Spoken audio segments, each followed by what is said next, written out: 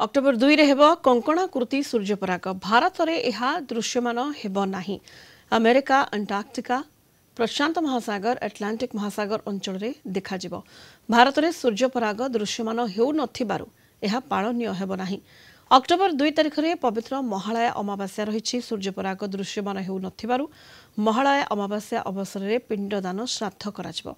तेणु जनसाधारण कौन द्वंद्व में न पड़तु बोली कहते पांजी समीक्षक डॉक्टर हरिशंकर मिश्र। सूर्यपराग दिन पाक छाड़ बा देवनीति बंद हेब नाही।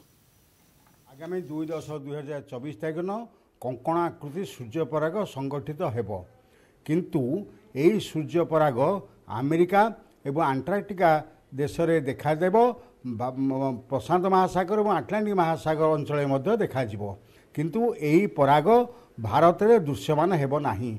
जो पराग दृश्यमान हेब नाही ताहा पालनीय नुहे। 2/10/2024 हूँ महालय अमावास्या। से दिन आमर पितृपुरुष को पिंडदान देवार विधि अच्छी। आम यथाविधि आमर कर्तव्य कर चलवा और श्राद्ध पिंडदान करवा।